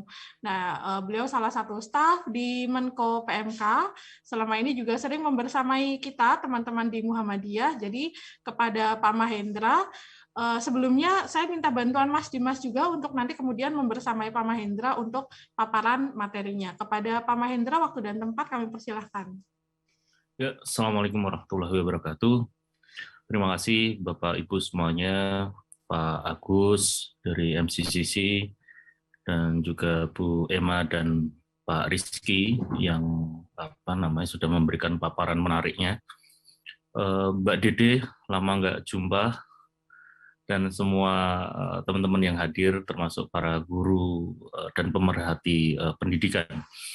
Sebenarnya di sesi ini tuh saya nggak tahu, saya merasa jadi orang yang paling tidak menarik gitu. Sudah jadi pemerintah gitu, karena pemerintah itu menariknya cuma 3 hal. Pertama, peresmian infrastruktur, entah gedung, entah jalan dan sebagainya. Kedua, pemilu, dan ketiga, perang gitu. Jadi sebenarnya nggak ada yang menarik-menariknya kalau membahas pemerintah itu. Isinya cuma kebijakan. Tetapi lebih daripada itu ya, kunci dari semuanya ini adalah berawal dari kebijakan. Hanya orang yang concern terhadap kebijakanlah yang akhirnya bisa berkolaborasi untuk membuat hal yang lebih baik ke depan. Nah, saya nggak tahu, sebenarnya saya ada paparan, cuman saya juga kalau dibandingkan dengan paparannya teman-teman atau Bapak Ibu pembicara sebelumnya itu jauh lebih menarik yang tadi begitu. Tapi saya mau bicara dulu bahwa tantangan di masa pandemi ini ternyata membuat kita itu semakin menyadari bahwa kewajiban pendidikan itu tidak hanya tertumpu pada sekolah. Dahulu misalnya Pak Menko begitu ketika menjadi Mendikbud menyampaikan bahwa ekosistem pendidikan itu harus jalan. Ekosistem pendidikan itu apa saja? Pertama adalah keluarga, kedua adalah sekolah, tiga masyarakat. Gitu. Nah, semakin menjadi esensial ketika ekosistem ini ketika pandemi ini terjadi. Sebenarnya sudah mulai terjadi, tetapi dalam masa short term ya, misalnya ada bencana begitu, banjir dan sebagainya begitu. Itu akan terlihat bagaimana kalau peran sekolah itu ya kalau sudah bencana mereka bisa saja selesai dalam waktu itu gitu. Dan akan normal kembali ketika situasi sudah normal kembali. Nah, misalnya banjir atau gunung meletus, saat itu tiba-tiba berhenti. Dan saat itulah terus habis itu peran dari ekosistem yang lain muncul, misalnya dari institusi pemerhati pendidikan yang terus habis itu bisa memberikan layanan pendidikan secara darurat. Saya yakin kalau di teman-teman di Muhammadiyah memang sudah sangat akrab dengan hal-hal tersebut, apalagi ada MDMC dan MCCC jelas punya konsep terkait pendidikan di saat pasca bencana begitu. Nah, tetapi yang kita hadapi sekarang ini adalah yang sifatnya long term, sudah hampir ya 2 tahun lah kita mengalami ini begitu, dan ternyata ya tidak hanya kita, seluruh dunia pun terseok-seok begitu dalam beradaptasi terkait dengan kondisi pandemi ini. Saya bicara tadi Mas Rizky juga menyampaikan bahwa pendidikan ya tidak bisa sendiri gitu, tetap harus ada beberapa elemen yang bisa mensupport, termasuk juga institusi-institusi pendidikan non formal. Dan kita juga akhirnya kalau di Kemenko PMK itu mempunyai, Pak Menko itu selalu mempunyai konsep terkait dengan life circle yang dimulai dari masa masih ada suaranya. Dari masa sebelum lahir seseorang itu, jadi bagaimana mempersiapkan bayi lahir itu sebenarnya mempersiapkan masa depan.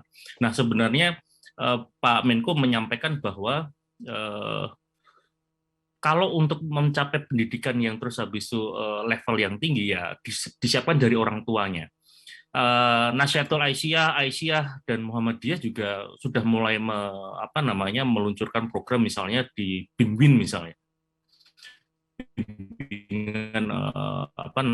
Untuk calon pengantin misalnya.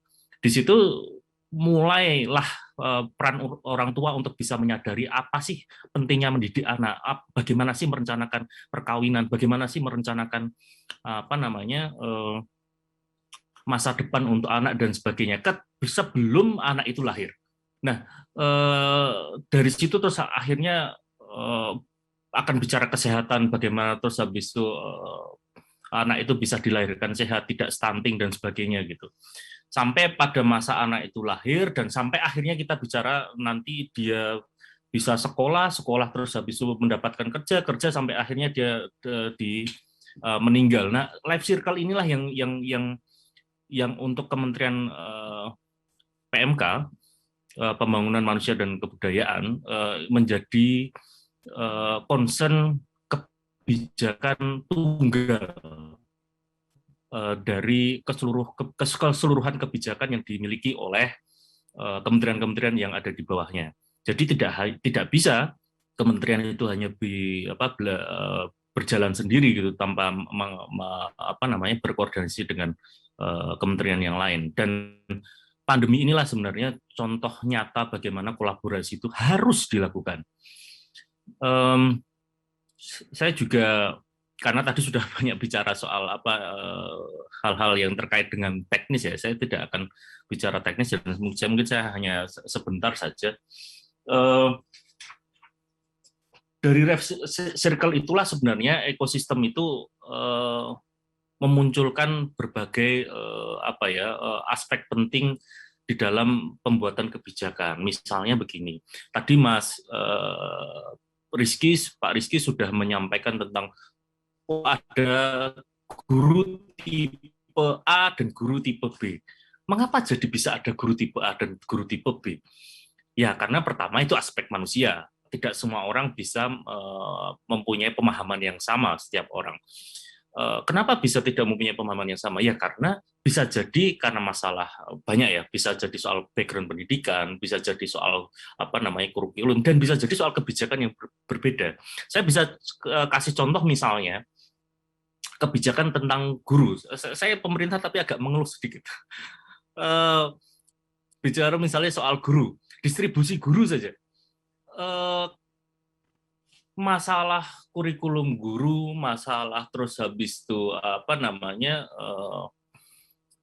prasyarat untuk guru dan sebagainya, itu ada di tangan pusat misalnya. Di era desentralisasi ini, termasuk desentralisasi pendidikan, distribusi guru ternyata tidak ada di kewenangan pusat, tetapi di kewenangan daerah. Itulah kenapa kadang-kadang ada di satu provinsi, guru matematikanya menumpuk, di provinsi yang lain cuma sebelahan saja, misalnya dari batas garis provinsi ternyata tidak ada guru matematika sama sekali, misalnya ini. Itu terjadi, dan ya karena itu memang kebijakan di wilayah daerah begitu. Nah, kadang-kadang inilah yang terus habis itu kita membutuhkan masukan masyarakat, kita membutuhkan masukan pemerhati, termasuk NGO dan sebagainya, untuk bisa merubah kebijakan ini secara bersama-sama. Kenapa harus merubah kebijakan bersama-sama? Kalau di level kementerian itu kan hanya menjalankan kebijakan yang sudah diturunkan dari misalnya undang-undang gitu. Kalau undang-undangnya sudah bicara A, ya kita tidak mungkin bisa bicara B gitu. Kita harus menurunkan itu sampai level teknis gitu. Nah, masyarakatlah yang terus habis itu mampu untuk bisa misalnya ya membuat GR gitu misalnya, untuk terus habis itu ada sebuah undang-undang yang untuk dirubah. Nah, inilah hal contoh begitu bagaimana hanya dalam konteks misalnya soal guru saja itu bisa menjadi permasalahan semua orang gitu. Kasus P3K guru wah, ono iwak bareng nih. Jadi misalnya ada masalah P3K guru aja kemarin kan ya, pemerintah melalui Pak Nadi misalnya sudah meluncurkan tentang rekrutmen untuk P3K guru. Tetapi kan ternyata memang ada ekses daripada itu, bahwa ternyata banyak guru-guru swasta yang terekrut dan memang mereka harus berpindah ke guru negeri. Nah, ternyata ya tadi pemerintah berusaha memberikan solusi, tetapi ya harus ada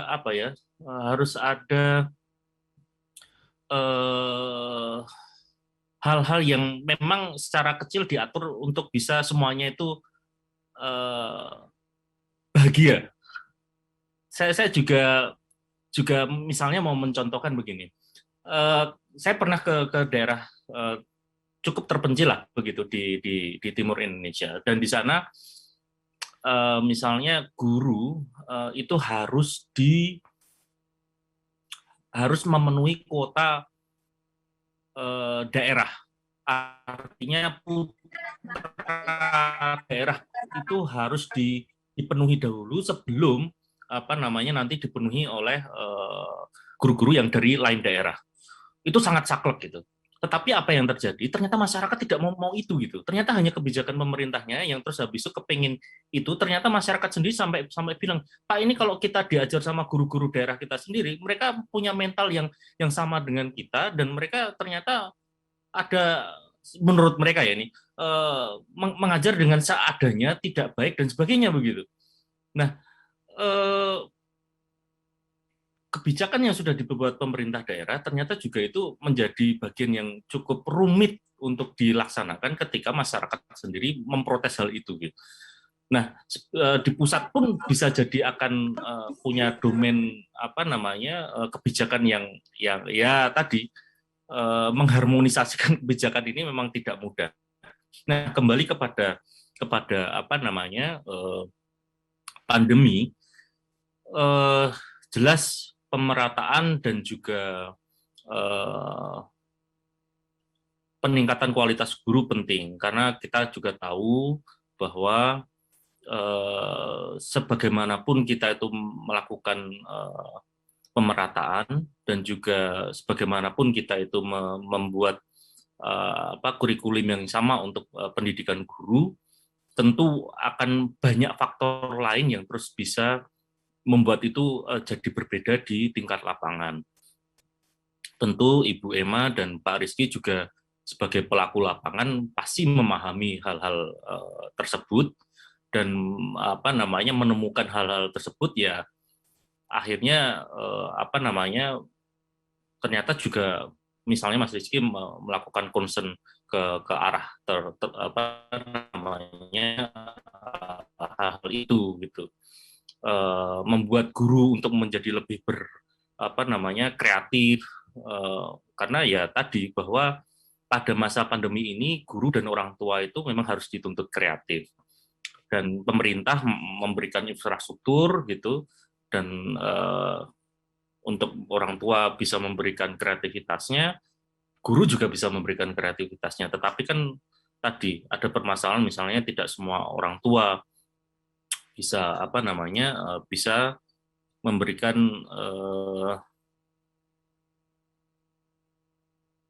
ini saya berikan contoh, misalnya kendala di lapangan ketika tantangan pendidikan dalam konteks pandemi. Tidak semua orang tua bisa membimbing dan mengajar anak mereka, terlebih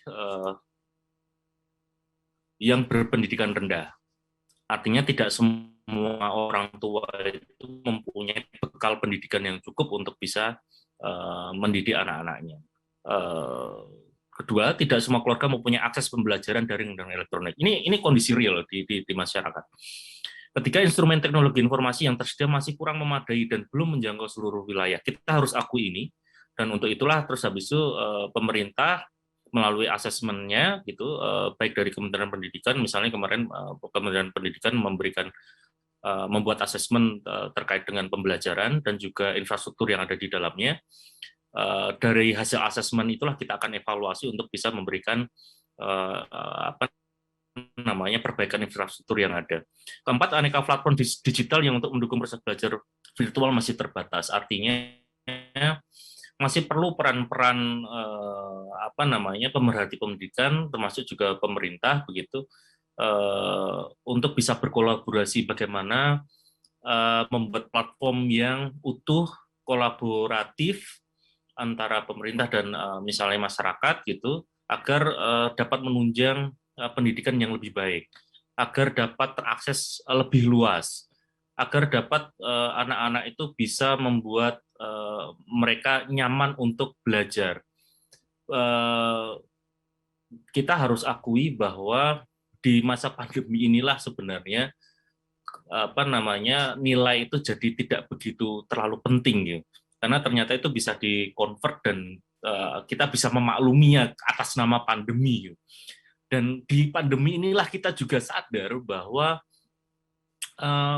potensi anak, potensi peserta didik itu melampaui nilai-nilai yang ada. Artinya nilai itu sudah tidak terlalu penting. Saya sepakat dengan Mas Rizky bahwa untuk hanya mengejar nilai itu ya hanya sekedarnya saja untuk masa ini gitu. Dan ternyata anak itu jauh lebih punya bakat, punya talenta, punya hal yang bisa menonjolkan dia di atas nilai-nilai yang sifatnya standar gitu. Makanya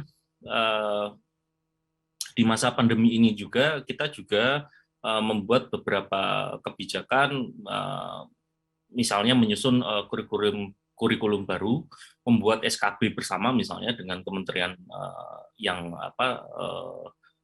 concern terhadap pendidikan, termasuk Kementerian Agama ya. Kita juga tidak bisa menghilangkan Kementerian Agama karena mereka punya pondok pesantren, punya boarding yang itu jauh mungkin malah lebih tangguh karena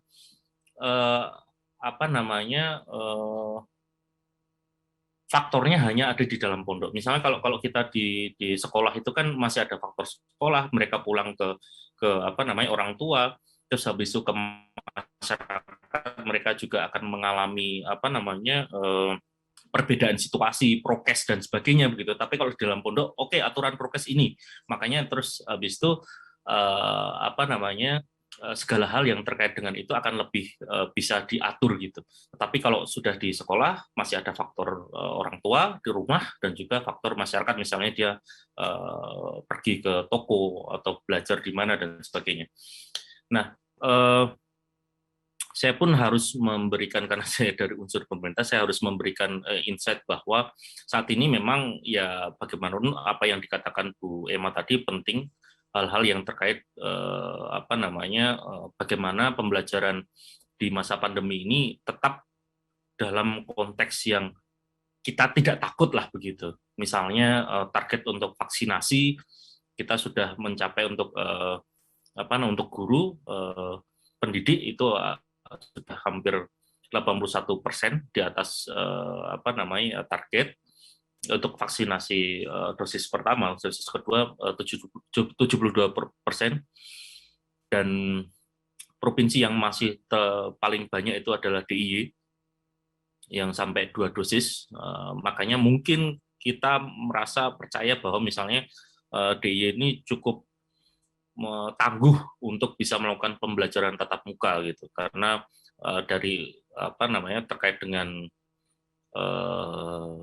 pendidik ini sudah mencapai dosis yang kedua.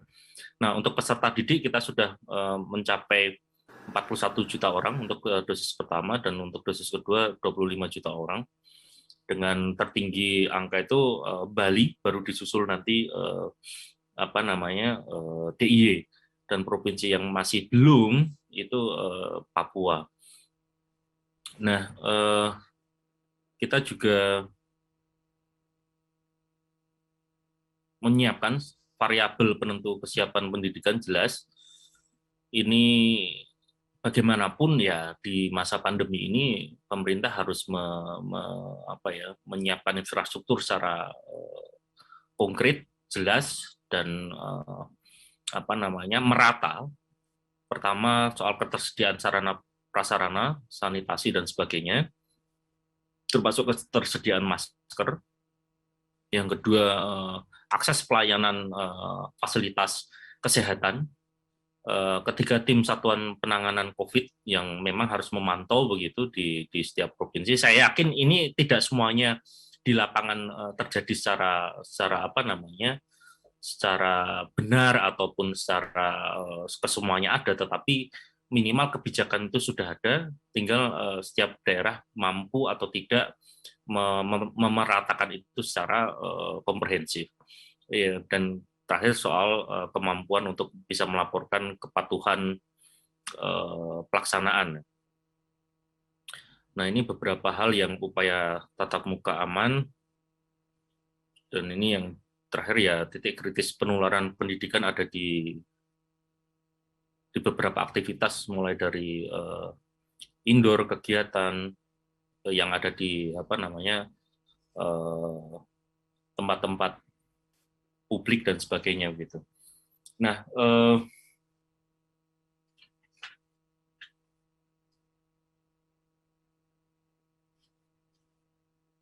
mungkin itu ya yang bisa saya sampaikan, bahwa pertama dari penyiapan infrastruktur sebenarnya pemerintah itu menyiapkan mulai dari bagaimana anak itu akan lahir. Bagaimana menyiapkan orang tua yang baik untuk mencapai pendidikan yang maksimal. Tentu perlu kolaborasi dengan beberapa masyarakat, tokoh masyarakat, ormas dan sebagainya untuk mencapai level itu. Dan itu sudah terjadi saat ini. Dan di masa pandemi inilah akan terlihat bagaimana peran orang tua, kreativitas guru, dan juga peran masyarakat mampu berkolaborasi mewujudkan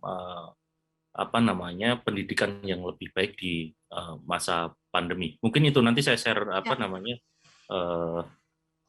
materi ini ke teman-teman. Terima kasih. Assalamualaikum warahmatullahi wabarakatuh. Waalaikumsalam warahmatullahi wabarakatuh. Terima kasih Pak Mahendra. Menarik sekali ya. Jadi dari pemaparan Bu Emma tadi, pemaparan Pak Mahendra tadi, kedua-duanya sama. Jadi sebetulnya kondisi pandemi itu, perilaku yang kita biasakan selama pandemi itu sebetulnya perilaku yang jauh-jauh hari sudah dipromosikan gitu, tapi kemudian kurang terinternalisasi, sehingga pada saat pandemi setelah kita dipaksa untuk terus-terusan melakukan itu, harapannya pada saat pandemi selesai pun kita terus melakukan. Gitu, terima kasih. Semoga nanti kita akan ketemu di webinar selanjutnya. Masih ada satu webinar di akhir. Semoga nanti teman-teman bisa mendapatkan sesuatu yang lain lagi. Terima kasih sudah bertahan sampai akhir. Jangan bosan ketemu kami ya. Akhir kata, Albiru Manitako. Wassalamualaikum warahmatullahi wabarakatuh.